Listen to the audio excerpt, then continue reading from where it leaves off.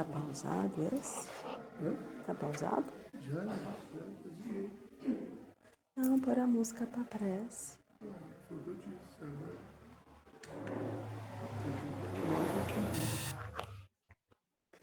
É que tava só pausado.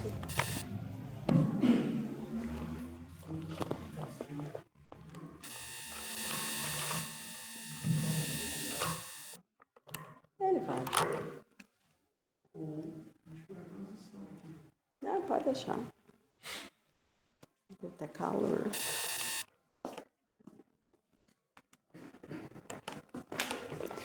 Então, a gente vai se acomodando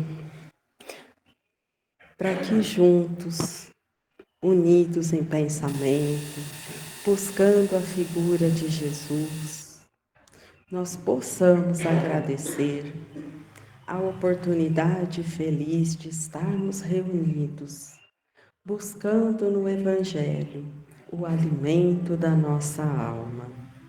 Que nesta hora, Senhor, possamos sentir a presença amiga e amorosa dos benfeitores que aqui trabalham e vêm em nosso auxílio, que possam nos sustentar, nos auxiliar a compreender quem somos, a auscultar a nossa intimidade para identificarmos o que é necessário mudar e que assim, compreendendo, percebamos as lições de amor que se renovam todos os dias na nossa vida, nos convidando a aprender a amar um pouco mais, para que verdadeiramente sejamos espíritos fortes e felizes.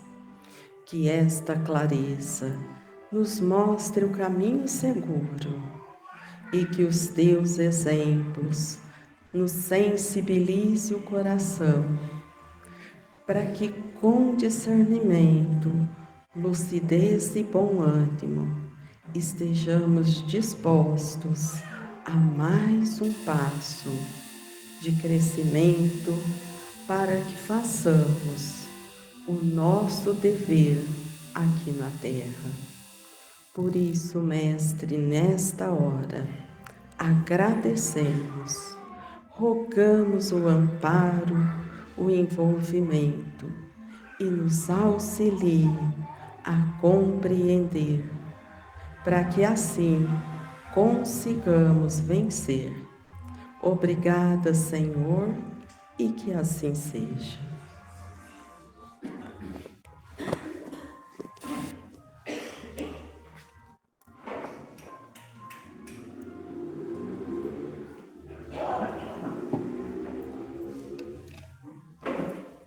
Então, vamos lá.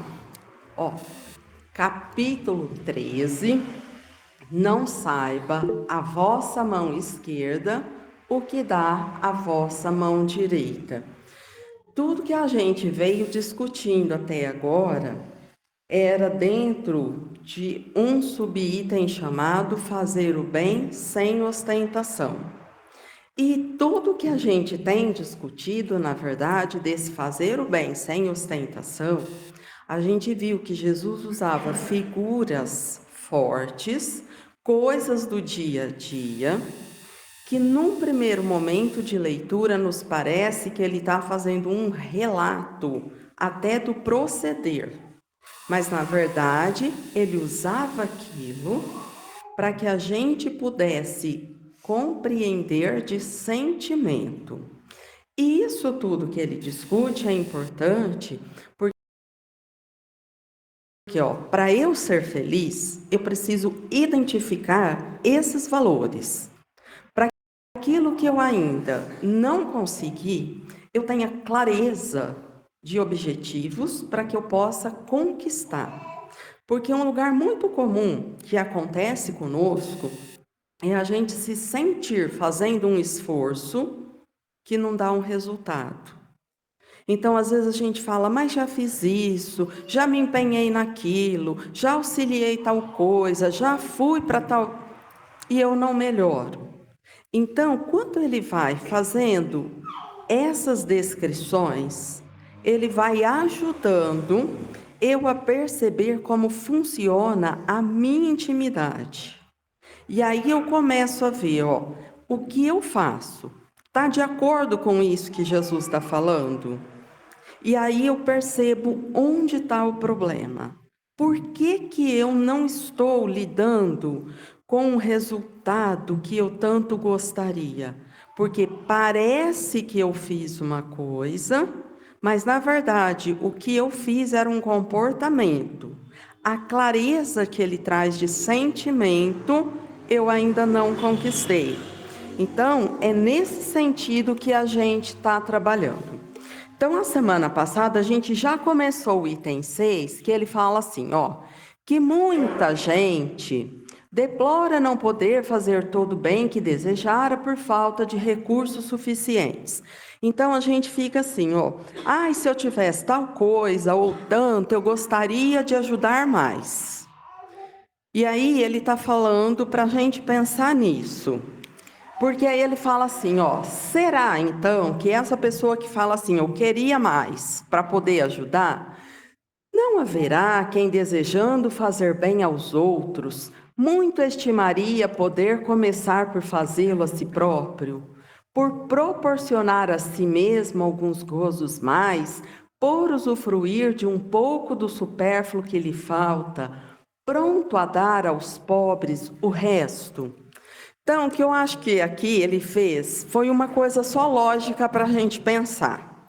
Então, imagina o seguinte, que eu diga assim, se eu tivesse mais, eu ia ajudar mais.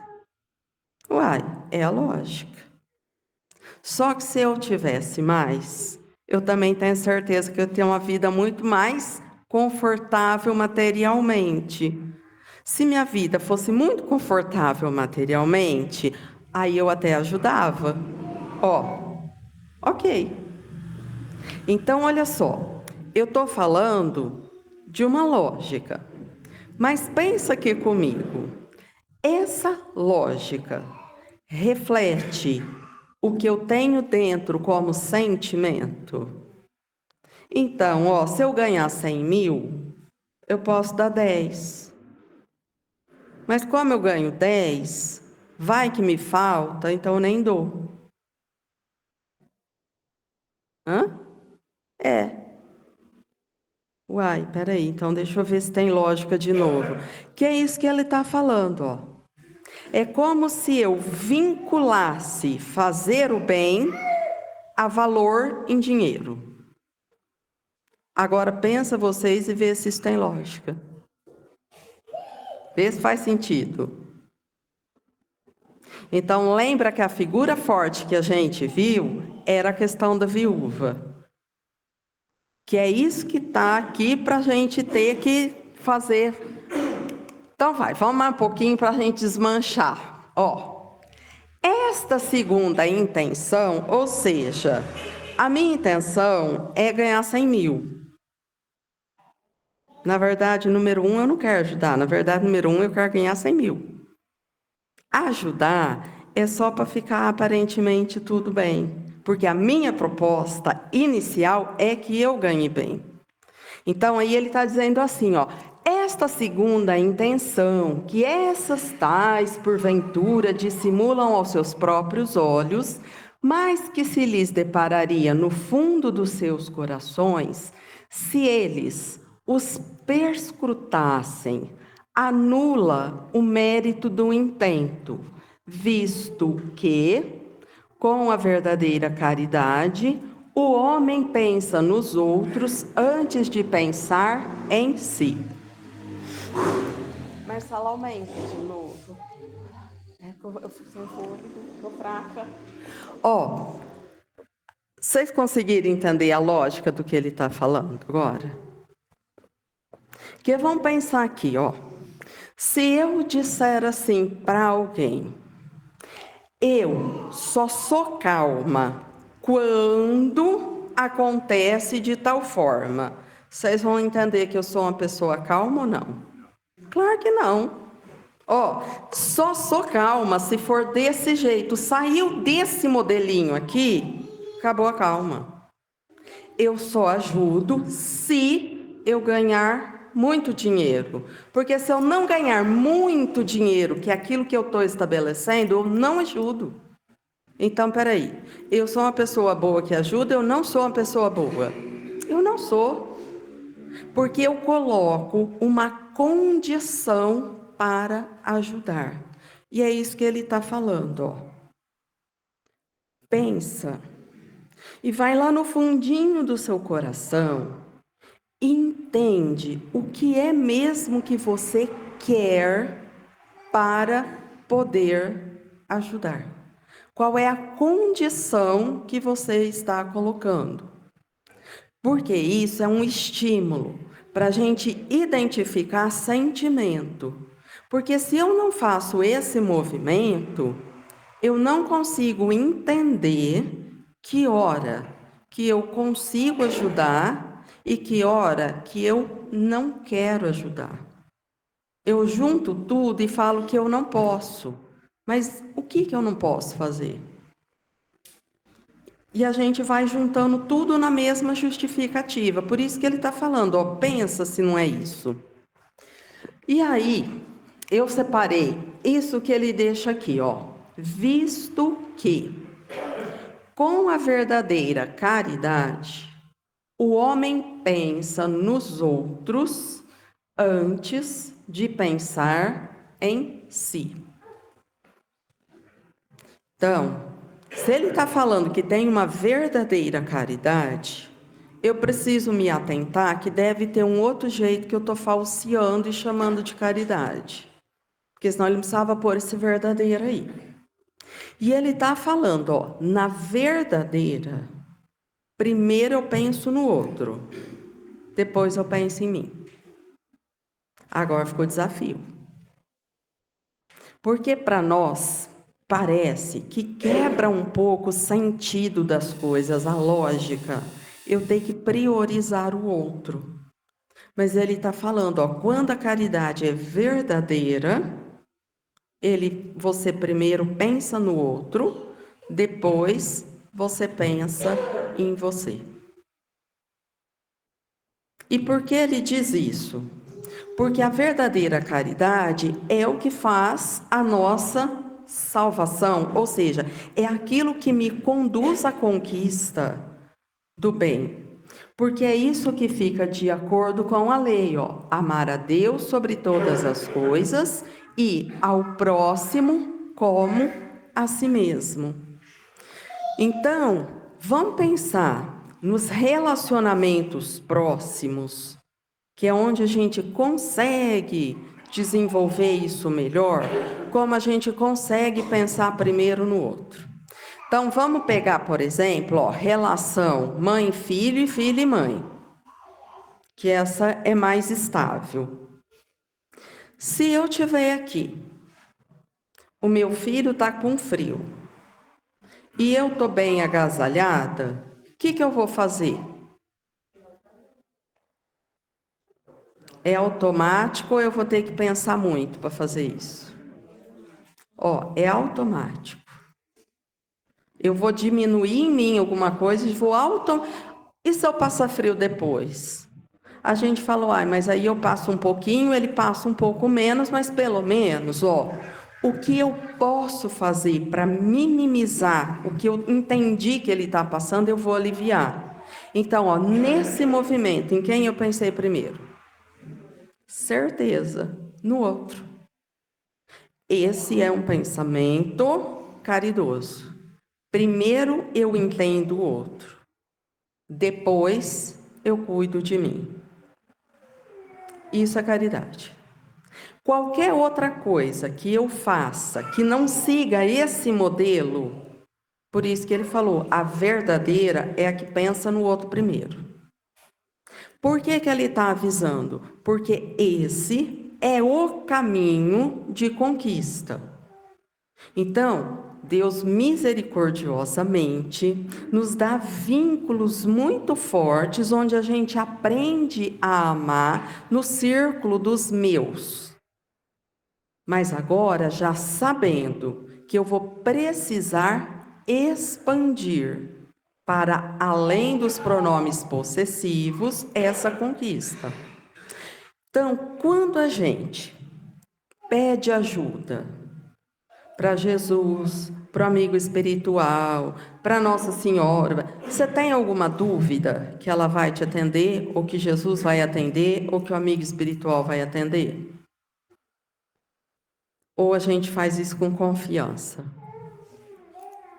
Vixe, acho que ninguém está fazendo nada. Acho que o povo está duvidando.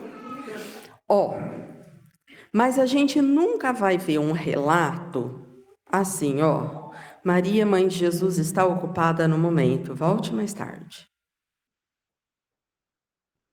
Ela foi descansar um pouquinho, depois ela te atende. Porque nunca é para ela, nunca era para Jesus, é sempre para o outro. Porque esse é um modelo que funciona. Nós estamos fazendo esse exercício com as pessoas próximas. Primeiro eu penso no outro, depois em mim. Com o meu pai, com a minha mãe, com o meu filho, com o meu marido, com a minha irmã.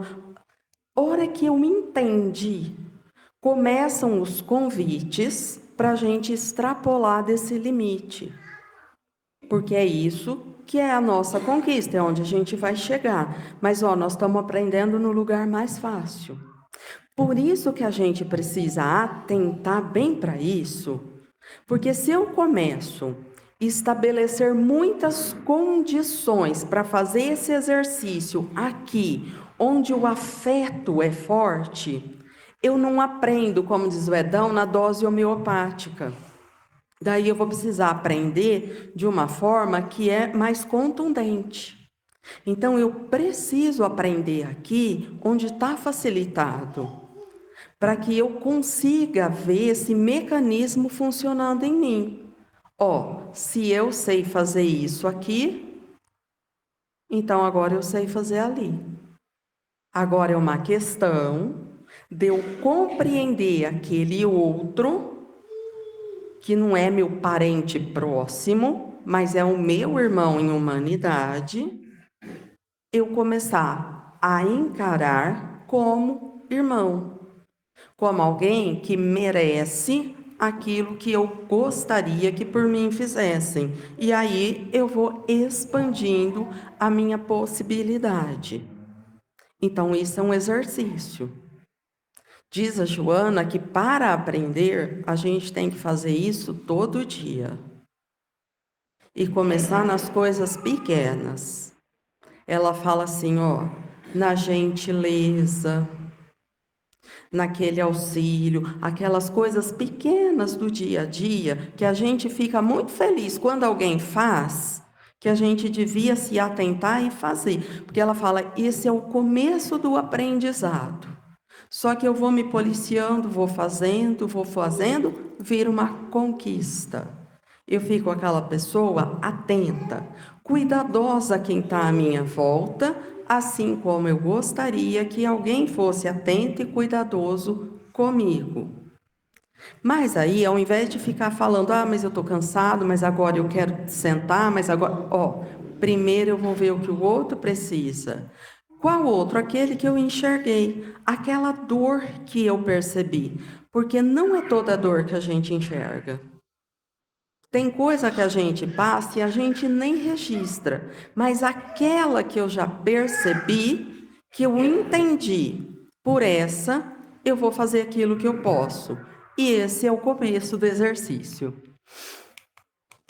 Porque, a verdadeira caridade, o homem pensa nos outros antes de pensar em si. A gente precisa decorar isso, deixar lá na porta da geladeira a semana inteira para a gente ir lembrando que esse é o funcionamento. Eu entendo, gente, juro, eu entendo que é muito difícil. Mas se eu quero ser feliz, o caminho é esse daqui. Se eu quero paz e equilíbrio, o caminho é esse daqui. Se eu quero qualquer outro tipo de conquista, com clareza, que se estruture, o caminho é esse daqui. Qualquer outro caminho que eu fique imaginando é uma ilusão. Por isso que quando Jesus definiu, ele já colocou um artigo definido. Ele disse assim, ó, eu sou o caminho, a verdade e a vida. Ninguém vai ao Pai a não ser por mim. Que era para a gente não gastar tempo procurando outro caminho, só tinha esse, não tinha outro. Para a gente não ficar iludindo, ó, o caminho é só esse daqui. Então ele não falou, eu sou um caminho, ele falou, eu sou o caminho, para ficar claro. E é isso que a gente tem que começar agora a pensar. Só que aí a pergunta para hoje é assim, ó, como que a gente vai chegar nesse nível de desapego? Eu não vou pensar em mim primeiro. Primeiro, eu vou pensar no outro. Como que a gente faz isso? Olha que coisa difícil. E agora? Quem tem uma solução para me oferecer? Como a gente faz isso? É muito difícil. O povo não mexe nem para falar sim, nem não, nem mais ou menos, nem talvez. Está todo mundo assim. É muito difícil.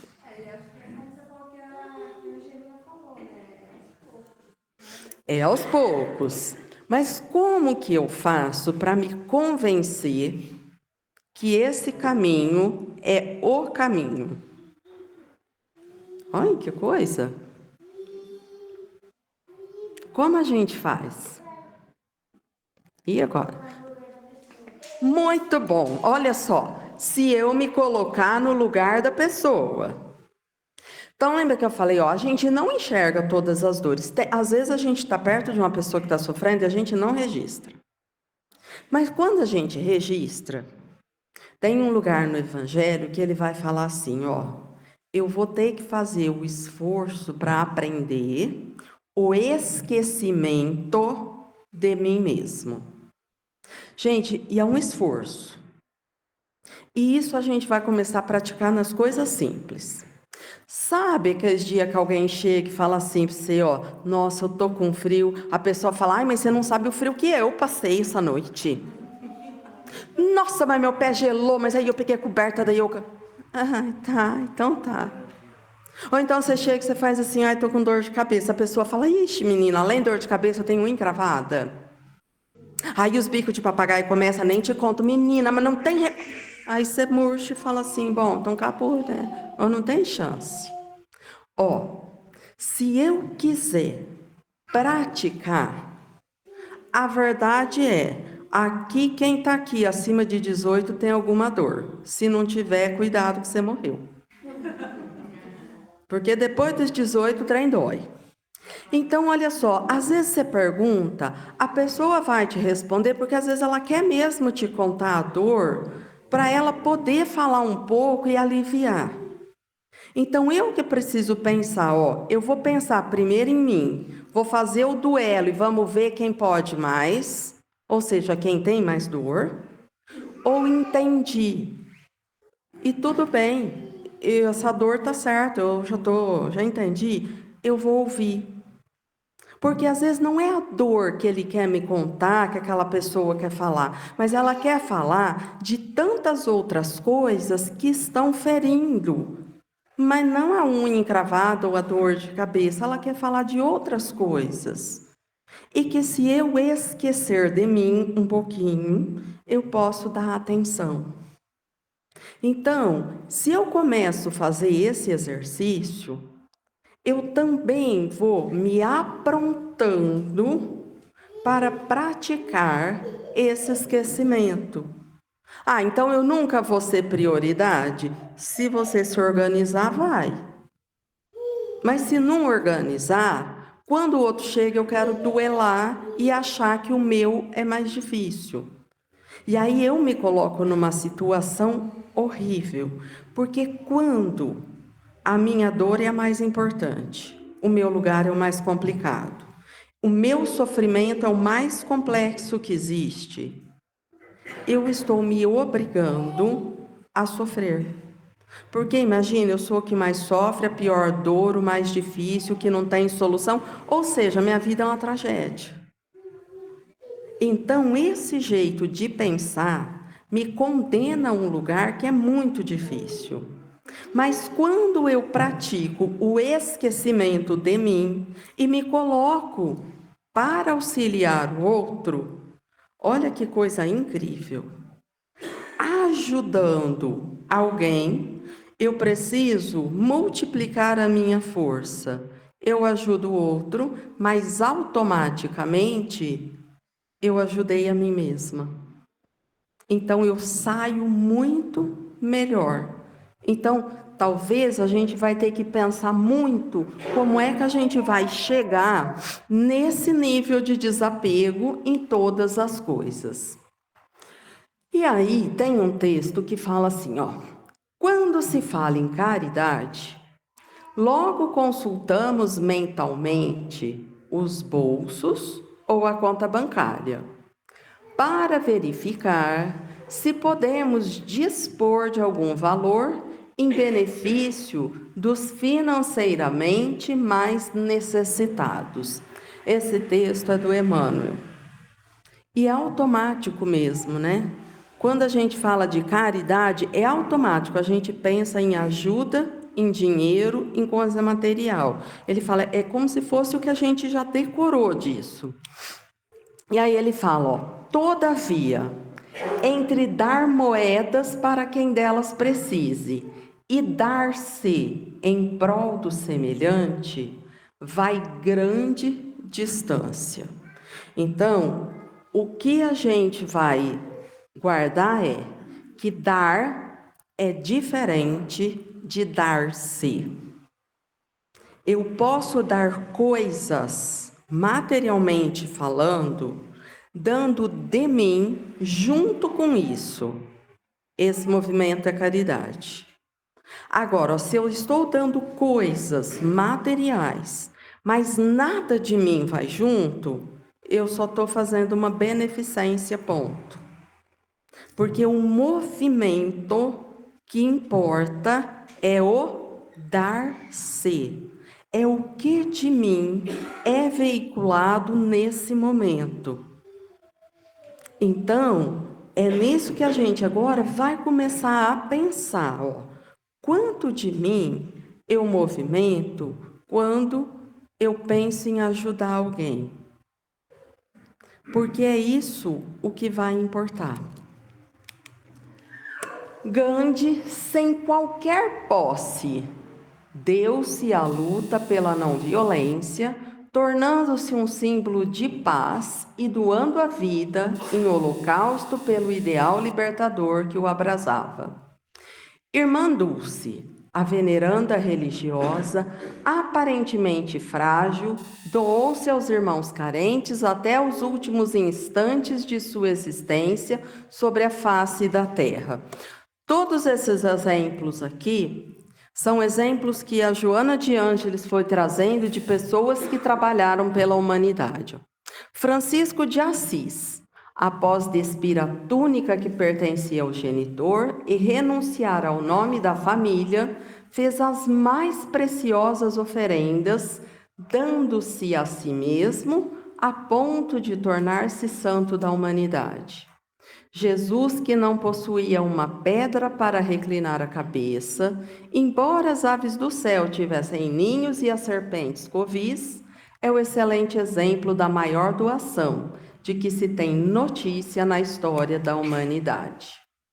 Se meditarmos em profundidade, descobriremos as fortunas de amor escondidas no nosso mundo íntimo. Na verdade, o texto vai trabalhando, é um texto muito grande, eu peguei só essa parte dos exemplos, que ela também vai falar isso, ó, que toda vez que fala em caridade, a gente automaticamente pensa em dinheiro. Mas toda vez que a gente olha para os exemplos da humanidade, nenhum deles tinha dinheiro. Então, ela trouxe, ó, Gandhi, Irmão Dulce, Madre Teresa, São Francisco, Jesus. Eles não tinham dinheiro. E eles foram almas caridosas que marcaram o tempo em que eles viveram, pelo tanto que eles eram capazes de dar-se ao próximo. Independente se eu tenho ou não tenho alguma coisa para oferecer materialmente. Que é isso o movimento aqui. A gente entender a diferença de uma coisa e de outra. O ponto sublimado da caridade, nesse caso, estaria em procurar ele no seu trabalho, pelo emprego de suas forças, de sua inteligência, de seus talentos, os recursos de que carece para realizar seus generosos propósitos. Então, lembra a primeira história, quando a gente começou esse capítulo, que era a mãe que ia levar coisas para as pessoas e levava a filha junto para aprender. Quando a menina fala assim, eu quero ajudar, o que a mãe fala?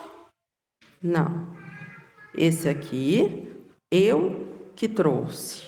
Se você quer fazer, você precisa produzir o seu. E faz o que você sabe. Aprende a costurar, aprende a fazer tal coisa.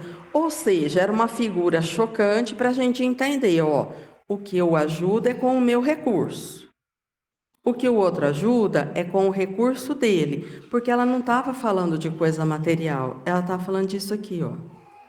O que é seu, que você vai doar junto com isso para aliviar o outro? Ah, mas eu não tenho dinheiro. Não, mas não estamos falando de dinheiro, por isso que ele está falando, ó. Vê do seu tempo, daquilo que você tem como conquista, aquilo que para você é fácil. Ó, o que você tem que você pode disponibilizar para auxiliar o outro naquilo que você entendeu que o outro precisa de ajuda? Eu acho que foi a Madre Teresa que falou um trem assim, ó, que quando a gente não sabe o que fazer, para catar a vassoura e varrer a calçada do vizinho.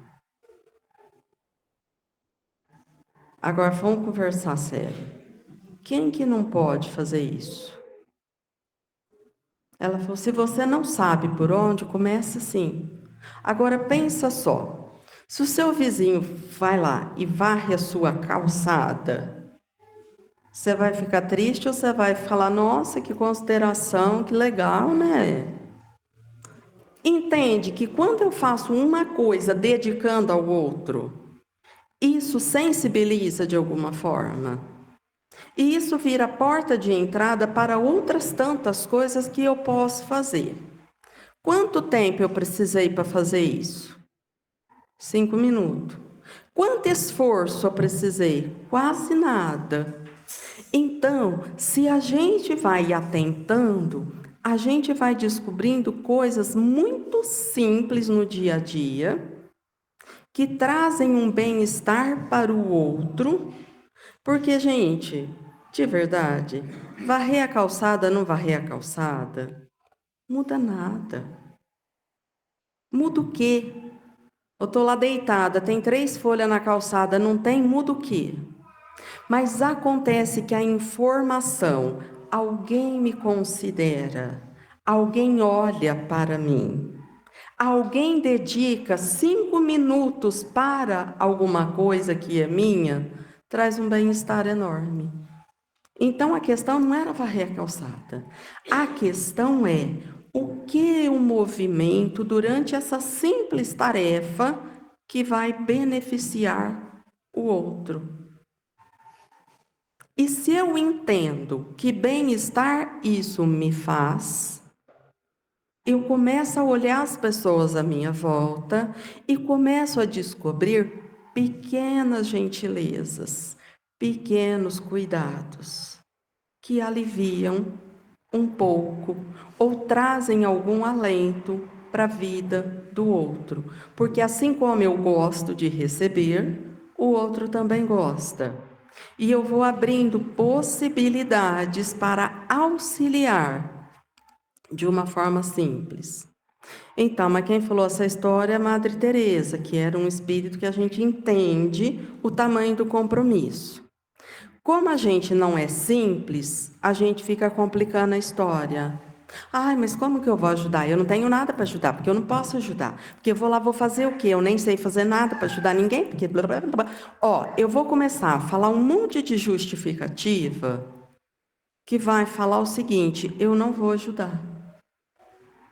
Ó, eu não vou, por quê? Porque aí eu vou dar aquela desculpa que ele falou do evangelho.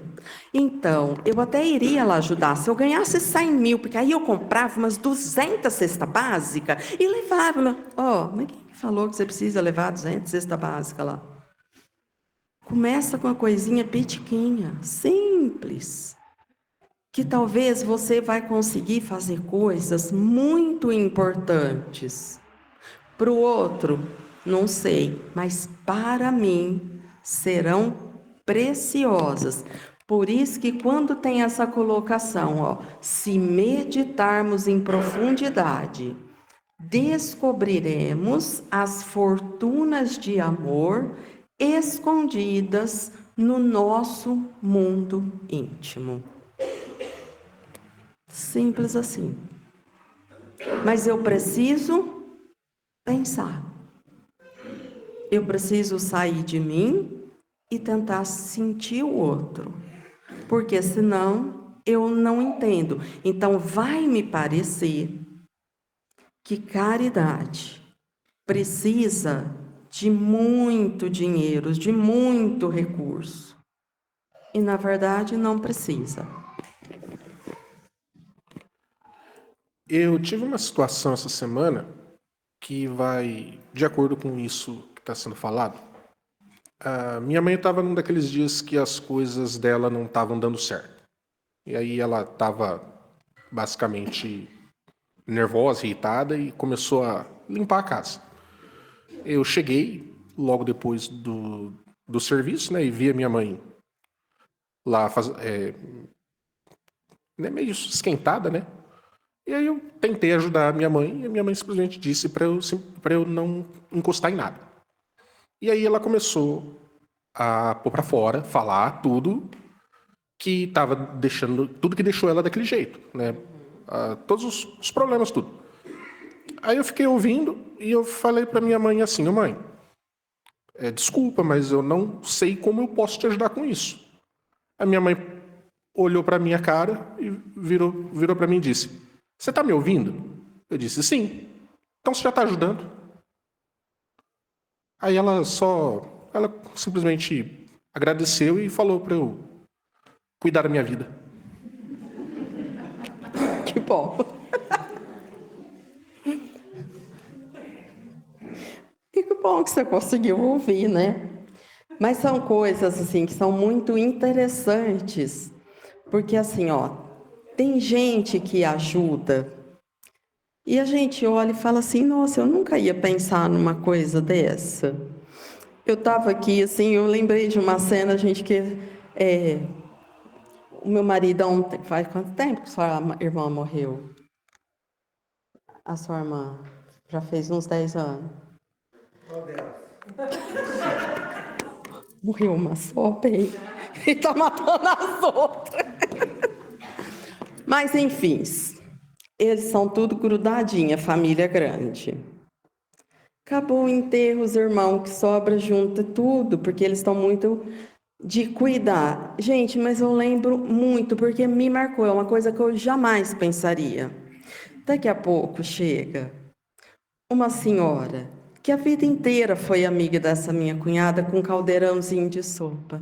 Eu sabia que vocês iam estar aqui, eu trouxe para vocês. E foi embora. Eu fiquei olhando, falei, gente, eu nunca ia pensar nisso. Mas olha só, não dava para misturar, por quê? Porque eles se grudam, os irmãos que ficam, um junta no outro, para eles se salvarem da dor.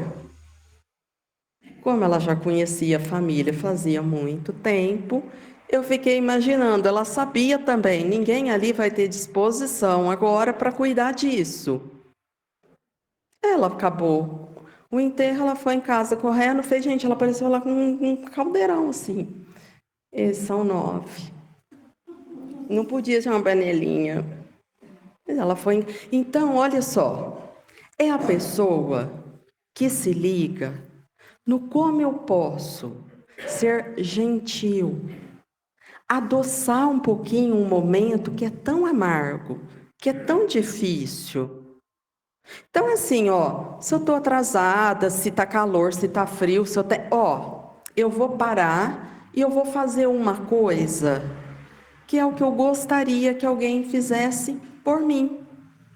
Ou seja, uma coisa simples, uma coisa pequena, mas que ela doou de si naquilo.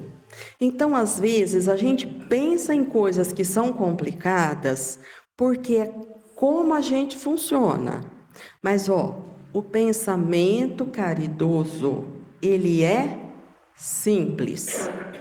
Ele funciona desse jeito, com coisas de solução rápida, simples, como o vai lá e varre a calçada do vizinho. Então, a gente precisa simplificar para a gente entender. Se eu olhar para dentro, eu tenho um tesouro no meu coração. E se eu acreditar e entender que isso é o caminho, eu vou esquecer um pouco de mim e vou oferecer de mim para o outro. Ó, isso é o que eu posso fazer. Ponto. Isso é o que dá para fazer. A outra pessoa faz outra coisa, aquele que tem outro recurso, ele faz o outro, tá tudo certo. Mas eu preciso dar conta de mim. Então vamos lá. Ó, haveria nisso o sacrifício que mais agrada ao Senhor. Infelizmente, a maioria vive a sonhar com os meios de mais facilmente se enriquecer de súbito e sem esforço, correndo atrás de quimeras, quais as descobertas de tesouros, de uma favorável ensanche aleatória, do recebimento de inesperadas heranças. Então, é o que ele estava dizendo assim, ó, eu passo a vida criando situações de um enriquecimento rápido, de ganhar um dinheiro que vem de um jeito fácil. A desculpa que eu vou dar para isso é: eu quero ganhar bastante, porque aí eu posso ajudar. Essa é a desculpa. Ele está falando, ó, mas verifica se dentro de nós isso funciona. Ou a chance de eu ganhar muito dinheiro, eu vou complicar tanto a vida, que aí não vai sobrar dinheiro de novo. Então, essa é o que eu tenho que olhar. Aqueles cuja intenção está isenta de qualquer ideia pessoal, devem consolar-se da impossibilidade em que se veem de fazer todo o bem que desejariam. Lembrando-se de que o óbolo do pobre, do que dá, privando-se do necessário, pesa mais na balança de Deus do que o ouro do rico, que dá sem se privar de coisa alguma. Então, para mim, o mais importante é a gente pensar nisso que ele falou.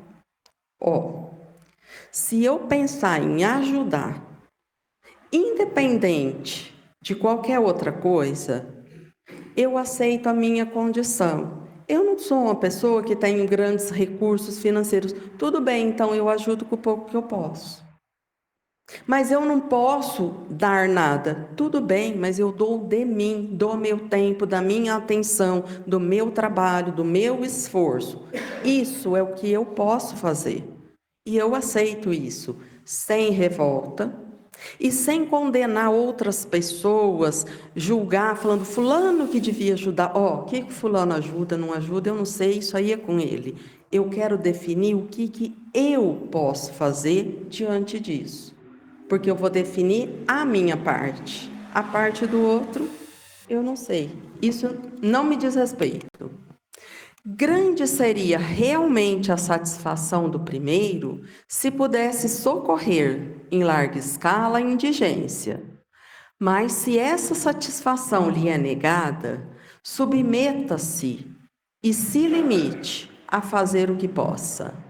Aliás, será só com o dinheiro que se podem secar lágrimas e dever-se-á ficar inativo desde que se não tenha dinheiro? Então, é mesmo uma questão de aceitação da vida.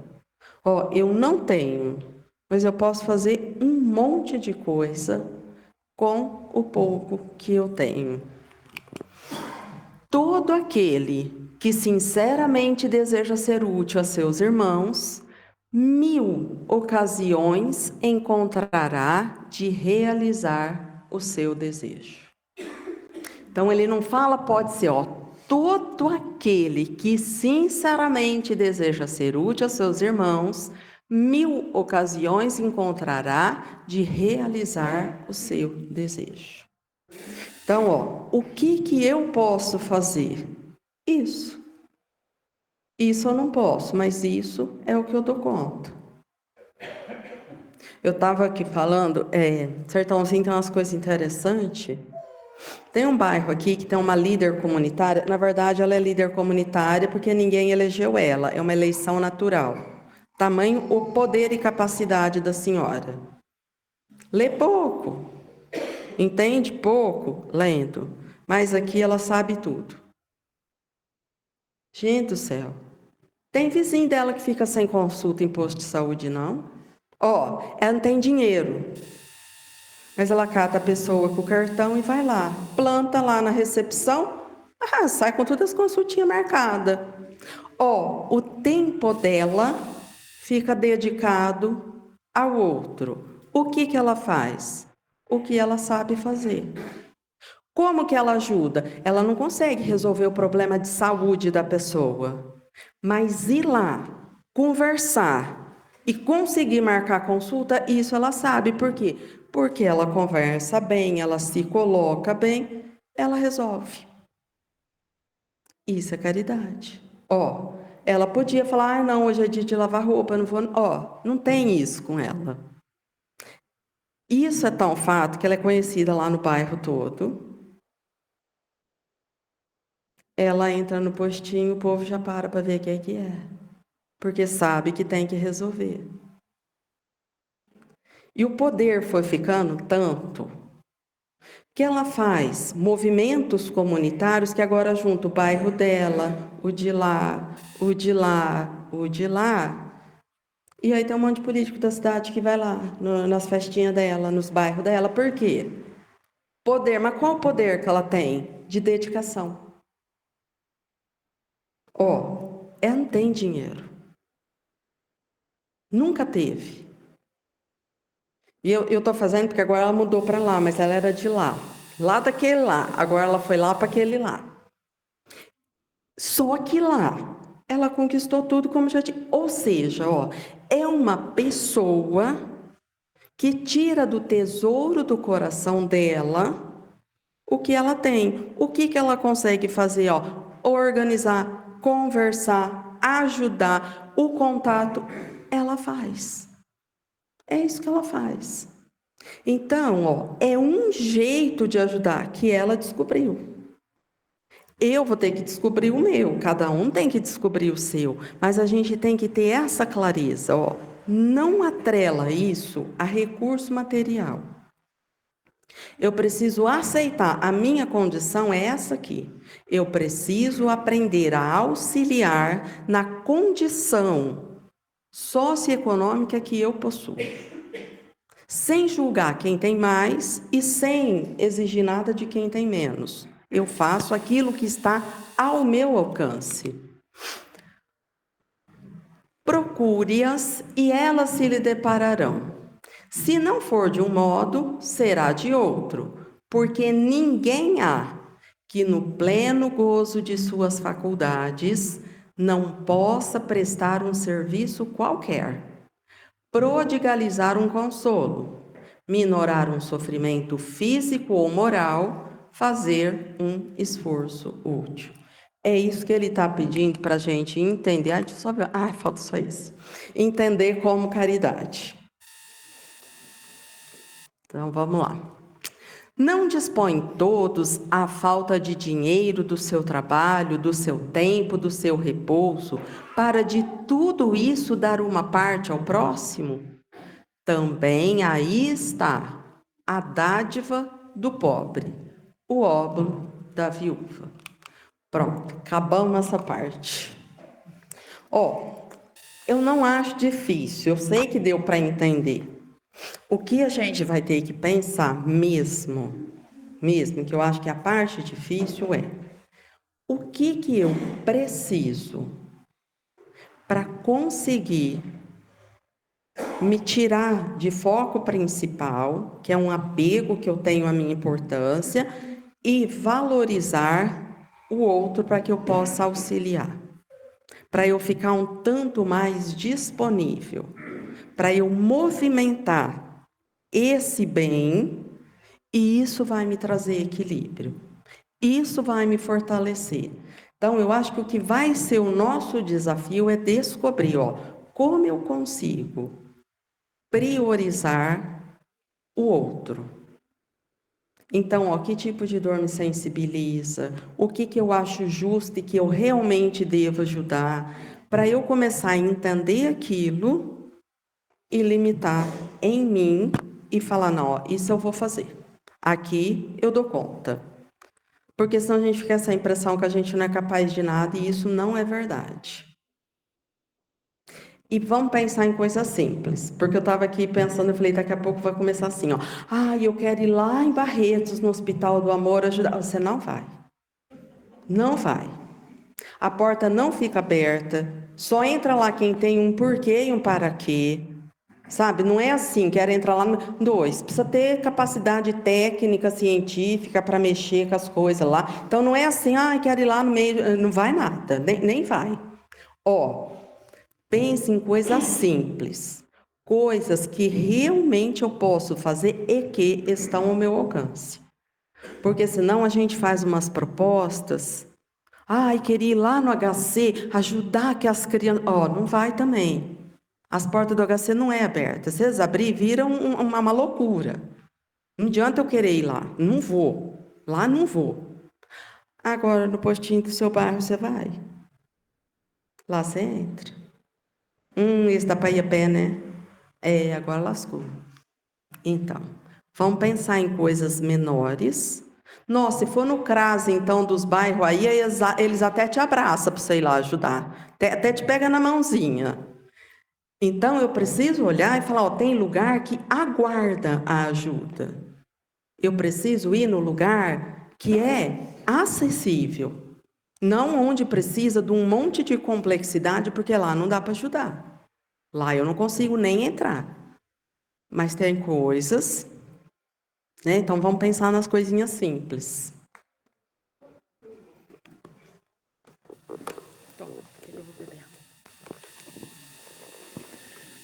Sobre estar em primeiro plano, quem está em primeiro plano, se sou eu ou o outro. Então, o outro precisa de alguma coisa, naquela questão do montante para usar aquilo. Então, eu preciso estar em primeiro plano para poder oferecer para ele, seja lá quanto for. Mas se ele estiver em primeiro plano, nem precisa passar por mim. Eu peço a Deus que ele tenha. E não precisa ser através de mim, através de qualquer pessoa, que Deus vai prover aquela criatura, porque é o desejo de quem quer mesmo bem, né? Porque às vezes o dinheiro realmente vai ajudar, mas não sou eu que tenho. Mas se eu estou com ele, eu vou apoiando em outras situações que me são possíveis, ou eu, por intuição, descubro um caminho que posso angariar esse recurso, ou aparece alguém que sensibiliza com a história e ajuda. Ou seja, se for do merecimento de algum lugar, o recurso chega. Agora, eu não posso me negar a ajudar porque eu não tenho recurso, porque aí eu terceirizo. Eu falo, então, né, eu não tenho, então eu não posso ajudar. Eu passo para outra pessoa e eu não faço minha parte. Né? E às vezes a minha parte é fundamental para que o recurso chegue, mas não vai chegar de mim. O recurso vai chegar de um outro lugar. né? Eu vou fazer o trabalho anterior. Chega, né? Tá bom. Deu para hoje. O assunto não é fácil.